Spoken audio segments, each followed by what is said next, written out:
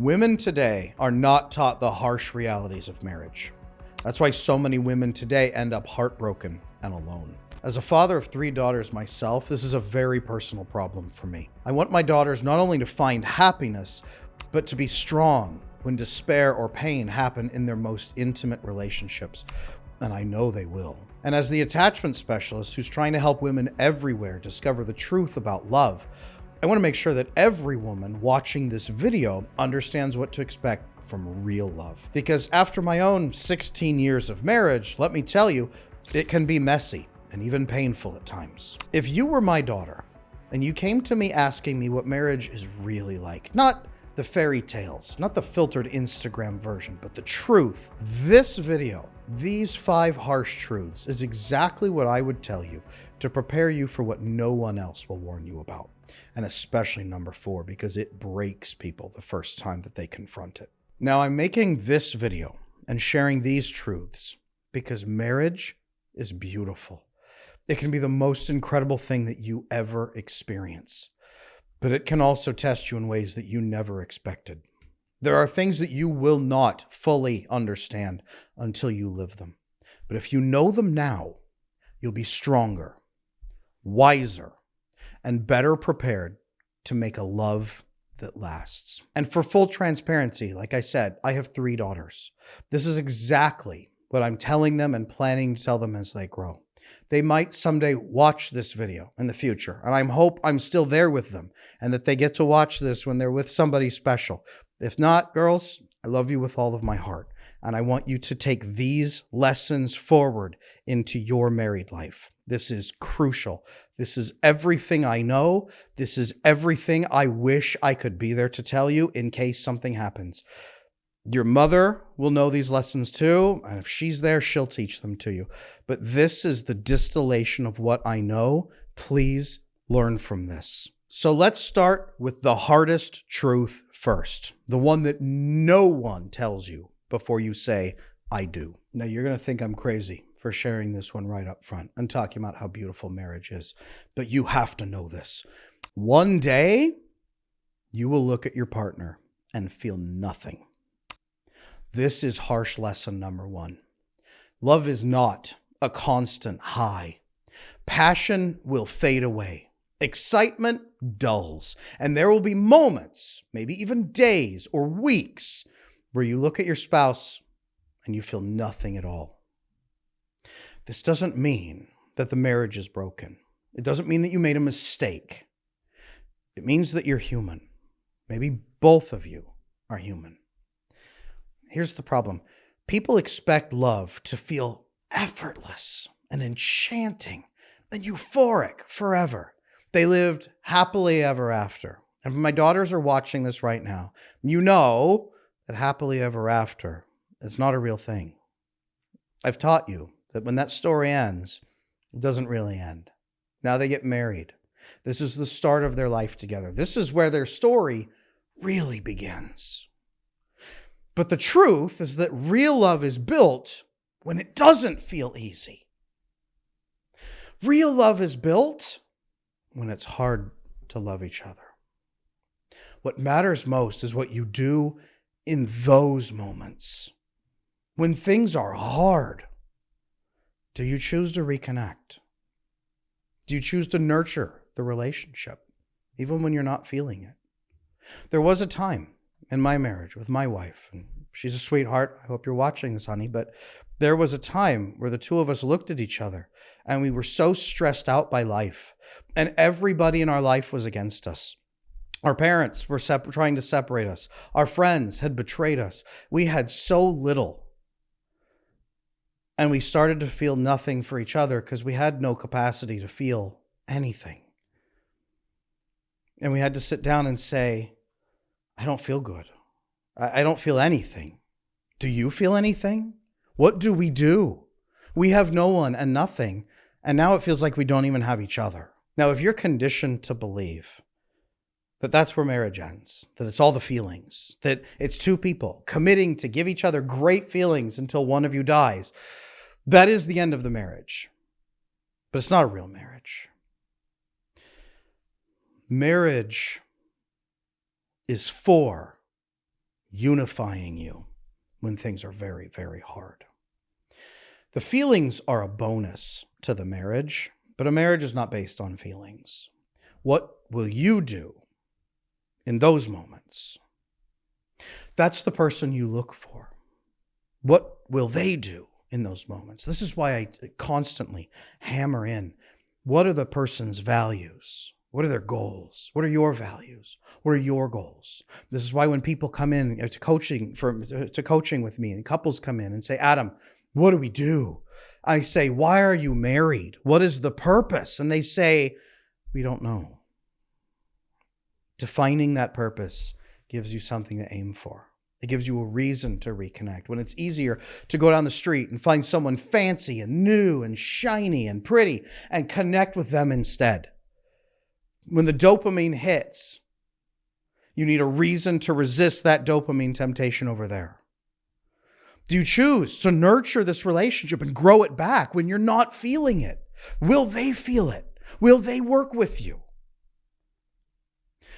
The marriages that last are the ones that understand this important truth. Feelings are temporary, but commitment is a daily, sometimes hourly choice. Now, why is it okay?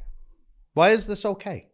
Because if you're my daughter, and my daughters might be watching, this is not to terrify you and say, well, then dang, this is pointless.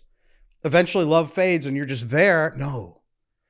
That feeling of affection, that desire, that passion, it can come back stronger than ever before when you choose to reconnect.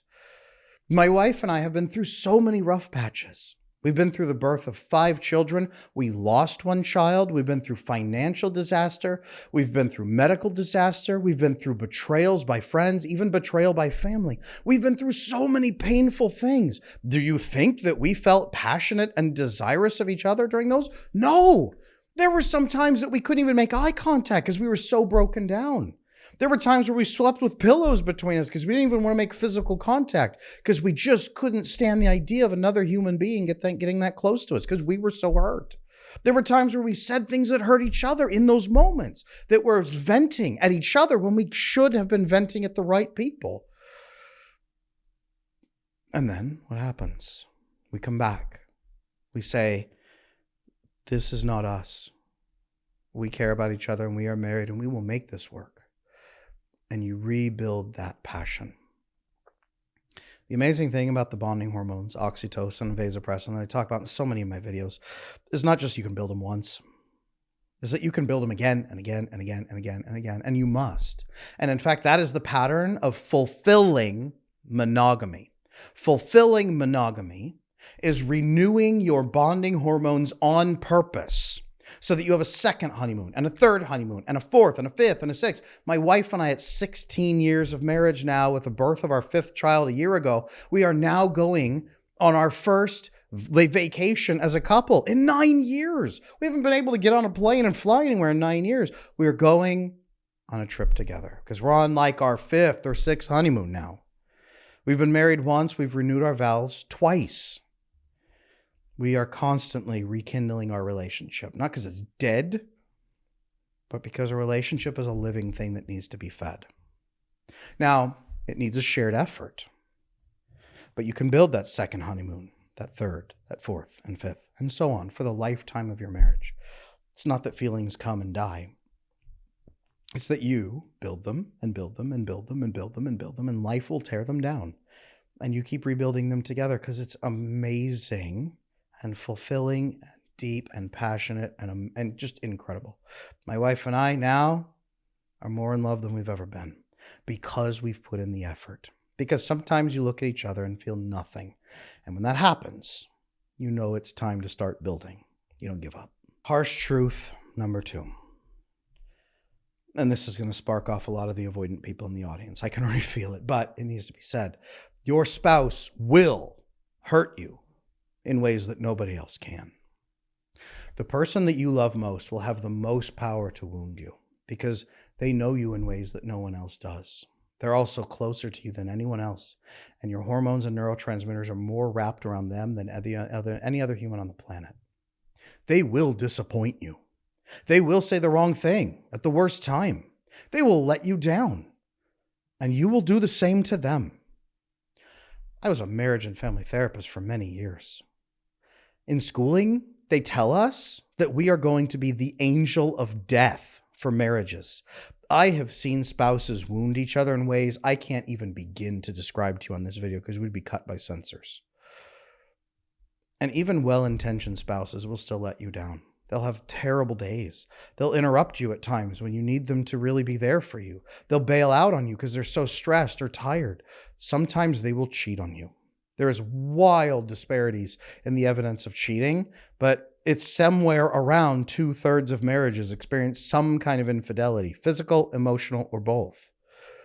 Your spouse will let you down, even if they don't mean to. What matters is not whether you hurt each other, because you will.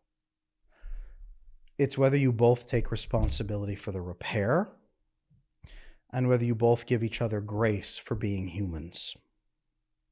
Marriage is not about never failing each other. That's impossible.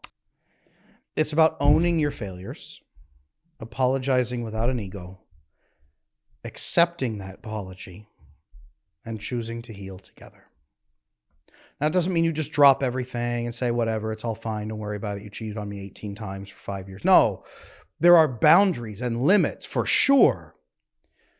But when someone, against all of their mental effort, is overwhelmed or foolish or ignorant and does something stupid, not malicious maybe even sometimes a little malicious, but not catastrophically malicious.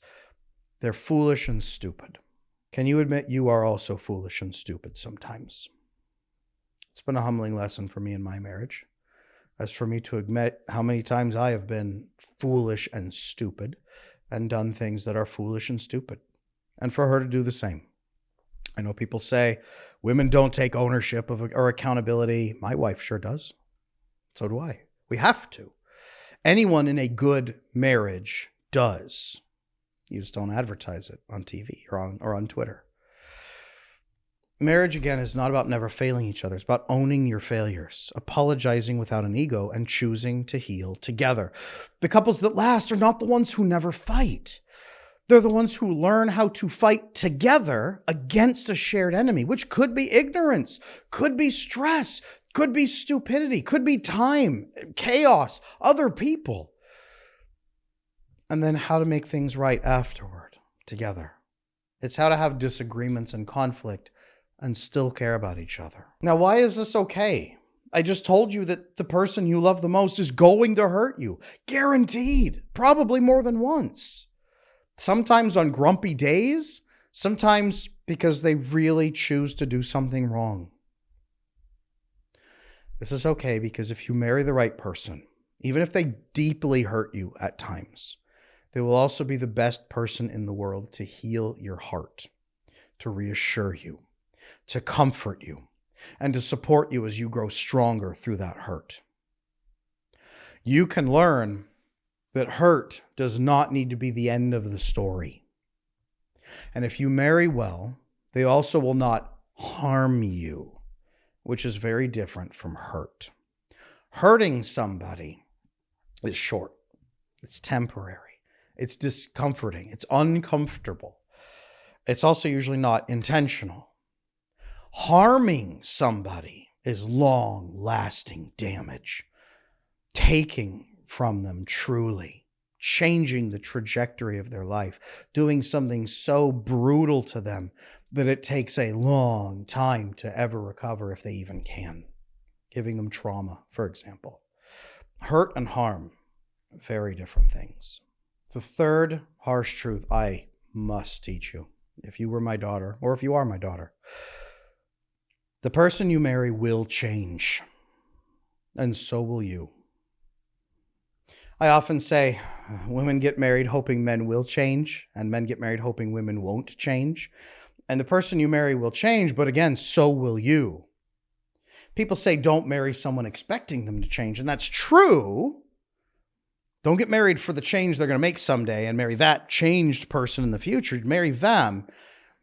But here's the real truth. They are going to change anyway. Everybody does. They must. Life will shape them. Stress, parenthood, success, failure, aging. Let me tell you, parenthood is going to shape you in different ways you can't even begin to imagine right now. It all changes who we are. You will wake up one day and realize the person beside you is not exactly the same person that you married, and neither are you. My wife and I have a picture of us on our wedding day at our bedside table, and we love to look at it and say, look at those two little schmucks. They didn't know anything, and we laugh. There's also times that we have looked at that picture separately and said, look at these two schmucks. They didn't know anything. Changes will come. They must. Beware the person who resists it completely. There's a problem there. Stagnation is death.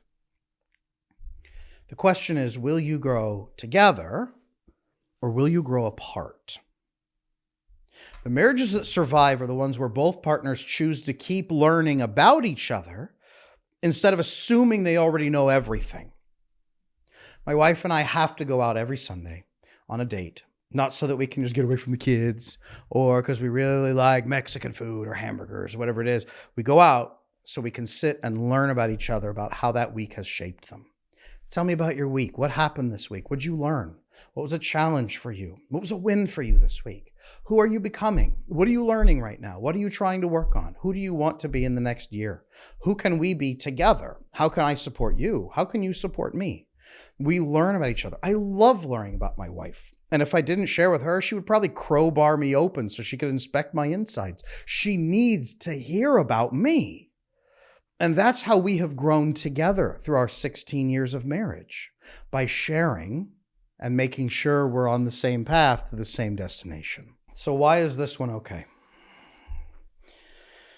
Because when you change together, when you meet up regularly, like my wife and I do, to discuss these changes, you can be excited to discover what comes next for both of you.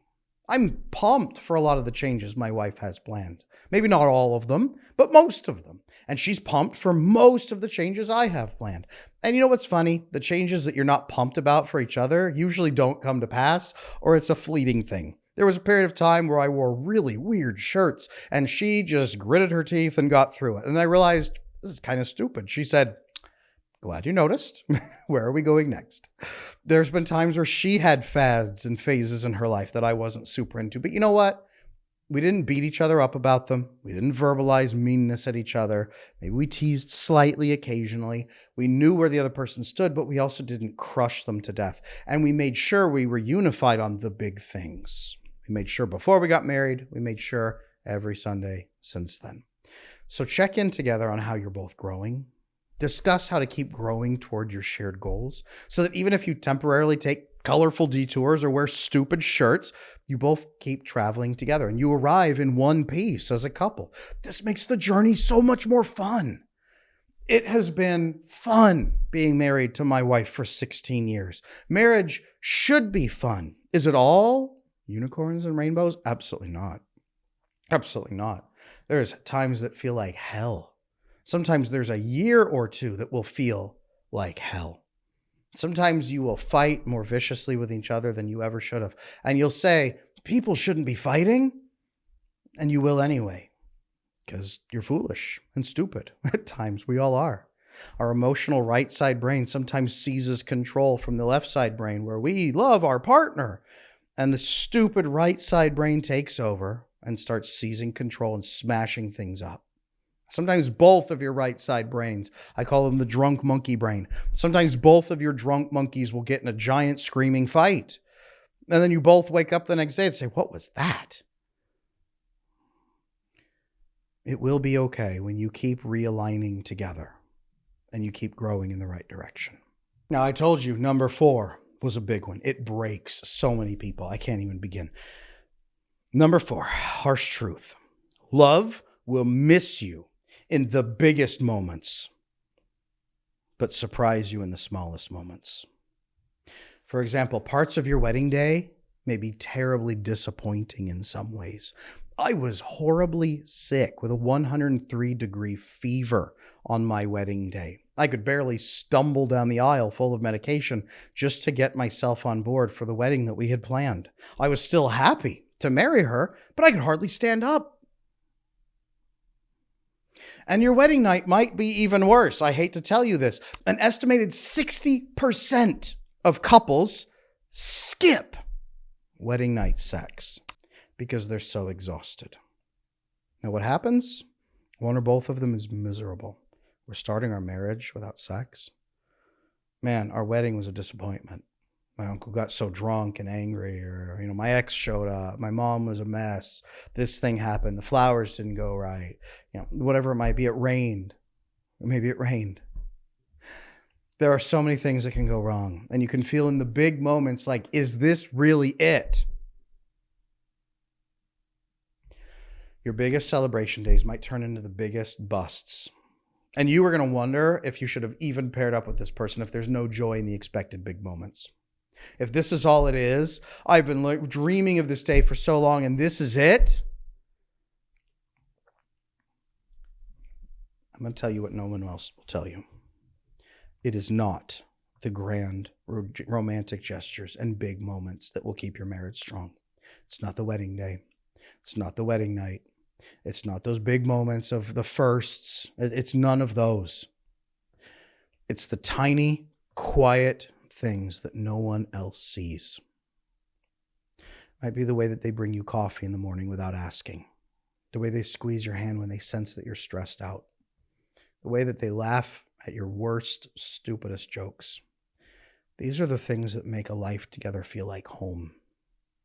It's my wife on filming days and heavy work days when she knows I'm working to death that day, that she gets up out of bed early, quietly, gets up and goes and handles the kids at the other end of the house to give me an extra half hour or an hour of sleep without me even knowing it because I'm dead asleep. It's the times when she's sleeping at night and it's cold and I can kind of hear her feel cold and she didn't get an extra blanket. So I get up, I get into the cold, grab another blanket, put it on her, wrap my arm around her, and keep her warm. And she's asleep through the whole thing. It's those moments when you're sick as a dog and you can hardly move. And they bring you medicine, they care for you, and they take care of you. On my wedding day in the morning, I was so sick, I couldn't even breathe. She put a towel over my head and a steaming bowl with herbal essences in it to clear up my sinuses. And I just sat there hunched over on a chair, just desperately trying to breathe as she was caring for me on the morning when she should have been getting ready as a bride, getting all beautified and all those things. She was caring for me on that morning because I could barely breathe or stand up. It's one reason I knew that she was the right one, by the way. It's the little moments no one else is ever going to see. It's the unglamorous moments. It's the moments where you're gross and sweaty or you just threw up. It's the moments where they hold your hair for you while you're throwing up. It's the moments when you're in a car accident and they're the first person you call. It's the moments when something bad happens and you need someone right by your side and there they are. It's the moments when you are sad and you get a phone call that one of your family members has passed away and they just sit with you quietly and they hold your hand and they let you talk. These are the moments where love will find you. It's not your wedding day. It's when you're so sick you can't stand up and someone has died and you feel so lost in this world that you just need one human being and there they are. That's when love will find you. Now, why is this okay? When the whole world's chaotic and you have these small moments that anchor you, when it reminds you why you choose each other in the first place, why is this okay? Why is it okay to miss the big moments? The big moments are certainly nice memories. And in the moment, they certainly feel like everything. But just like my wife and I can now laugh as we tell our kids about me being so sick on our wedding day that I was wrapped in a blanket, deliriously singing old show tunes just a few hours before the ceremony, those tough times come together to form a scrapbook of memories about how you have navigated challenges and disappointments together and still came out stronger.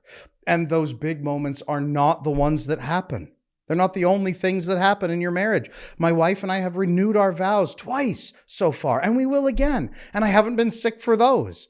Our most recent renewal even included our kids, so the celebration was a big family. We could speak our vows in the presence of those little ones who rely on those vows for their safety. In the end, the good moments, alongside the million secret little moments, They add up to so much more than the supposedly big moments, the big Hallmark Disney moments ever could. And you need to look for love in the small moments, not the grand gestures. All of this adds up to harsh truth number 5, the top of the pyramid. You ready? The happiest marriages are built. They're not found. Those couples you see who look effortlessly happy, they worked for that happiness. They built it brick by brick through effort, patience, and the choice to love each other every single day. Even if they're both securely attached, they are constantly upkeeping the relationship with securely attached behaviors, hard conversations, and real connection moments. Marriage is not just about finding the right person and expecting it to be smooth forever. It's about choosing the same person again and again, even when it's not easy. And you both need to be doing this. Real love is not passive. It's something you create with your actions, with your words, and with your willingness to keep showing up every day when things are tough. The best marriages are not even the ones without problems. The best marriages are the ones where two people refuse to stop fighting for each other. Now, why is this okay? So many people, and this breaks my heart, so many people believe in the fairy tale forever after love that seems effortless, that they forget nothing truly good was ever gained for free. I have a lot of people come into my coaching and say, Adam, why should I work this hard? Love should be easy. Love shouldn't be this hard. Wrong. Love can be very hard. At times it definitely will be hard. Are you both working together to deal with that? Or is it just you alone? That's a difference. Do not be afraid to work for your love. We have this bonding hormone called vasopressin, right? Just for this purpose. An easy marriage will not bond the two of you the way that those challenges will. And you would not share the same passion or joy. Some of you know some of the past history my wife and I have been through, the hardships, the struggles, the hard way we grew up, the difficulty with financial burdens and challenges, the pains, the betrayal. Some of you know that story. If you're my daughters watching this, maybe you know some of it too. But all that has done is make us appreciate and love and trust each other so much more because we know we have each other's back. We know that pain is not the end of our story. It's not even the whole of our story. It's not even the heart of our story. A lot of it's laughter, joy, connecting with each other, finding reasons to spend moments together through the day, finding moments to spend time loving each other, finding ways to just give that love and care to each other, sometimes in the most silly, strange little ways that anyone watching from the outside would say, what are these lunatics doing? Every marriage has its own secret language of inside jokes, half-written dialogue pieces that you don't even voice out loud, movie quotes, weird behaviors. You have so much weirdness in a good marriage. Good marriages are weird. It is perfectly okay to fight for that marriage and to build it together. You are built for that. Your brain chemistry does not just have oxytocin to feel warm and snuggly. It has vasopressin to bond through trial. And you will only really trust, love, and appreciate your partner when you've been through hell with them, at least a couple of times. My wife and I visit once in a while just to see what it's like. Turns out it's always pretty hot. But you know what? It heats up our marriage afterward. That's what brings back that honeymoon phase. It's what brings back the passion. It's what brings back the joy and the happiness and all of that. Sometimes a trip through hell reminds you why you don't want to be there and who it is with you that keeps you from going there. Now, here's what all of this means for you. If you can understand these truths, you won't go into marriage hoping that it will last. You'll go in knowing how to make it last. You'll also know who to find to do this with you, because both of you must be doing these 5 things continuously, following them, following these truths and living to them. Because love is a choice. It's a commitment, a journey. And the best part is that if you choose it wisely and nurture it well, it can be the greatest adventure of your life. I look forward to getting up in the morning and seeing what crazy stuff my wife is going to do that day. She probably feels the same way, getting up, learning, figuring out what the heck is my husband going to do? What stupid shirt will he wear today? How is he going to make the kids laugh? What are we in for? We share that together. But here's what no one else tells you. Most people never learn these lessons until it's way too late. They don't realize that love isn't just about passion and romance. It's about grit and resilience. They don't see that marriage isn't about luck, but about effort. And so they coast along, assuming things will always be the way they are at the beginning.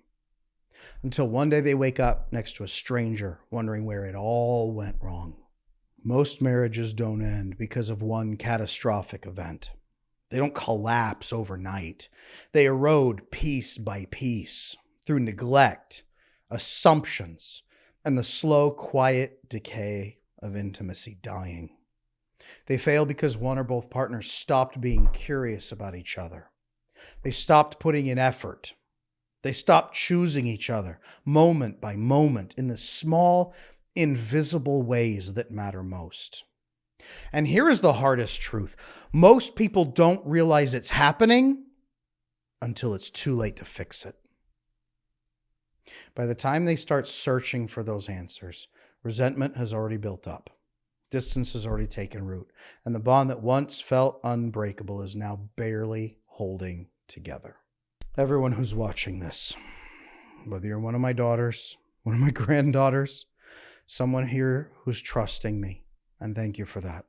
Here's what I need you to ask yourself. If you're married, or if you're planning to be, ask yourself, what kind of marriage do I actually want? Not just today, not just in that first honeymoon phase, not on your wedding day or wedding night, but 5 years from now, 10 years from now, when things are hard, when you lose a child, like my wife and I did, when you have a medical complication during one of the births, like my wife and I did, when you're horrendously sick, like we have been at times, when you buy your first home, like we have, when you're betrayed by friends and family, like we have been, when you think the entire world is ending, like we have, what marriage do you want then? You don't get married for the fun, sunny days, because you can enjoy those with anybody. You get married for the days when it's raining blood and the sky is falling and you can only have one person at your side to trust. That's who you get married to. And then you enjoy the sunny days together, knowing that they won't always last, but also knowing that they will come back. What do you want? Do you want a marriage that grows stronger over time, or one that slowly withers under the weight of neglect? Do you want to be one of the couples who assumes love will take care of itself, only to wake up one day wondering what went wrong? Or do you want to be the kind of person who chooses to build something real, something lasting, something that can stand the test of time? Nobody in this world has ever got a strong marriage by accident. The couples who are still deeply in love, even after years, decades, they built that love day by day through small, intentional actions. And you have a choice right now, same choice that I have. You can either assume your relationship will be fine on its own, or you can take the steps to make sure it actually thrives. Because if you wait until things feel wrong to start working on your marriage, you're already too late. I'll say it this way. The strongest marriages are not the ones that fix problems. They're the ones that prevent those problems from ever taking root because they are so proactive. and they have a great time doing it. It's me and my wife on Sundays, talking about the good, the bad, the ugly. How you doing with that thing you're dealing with? How's that going? Tell me. I know it's kind of embarrassing, but tell me. I texted my wife a couple months back, hey, can I ask you something that's a little embarrassing? She said, yeah, go ahead. I ran upstairs, talked to her about it. Went great. There's a lot of embarrassing little things that your spouse is going to see and hear and learn about you. While you're asleep, you make a lot of weird noises, and they'll hear those. They'll know how heavy you are. They'll know your wrinkles, your stretch marks, but they'll also know your weaknesses of character. They're going to know where you fall short. They're going to know where you are not the person you pretend to be.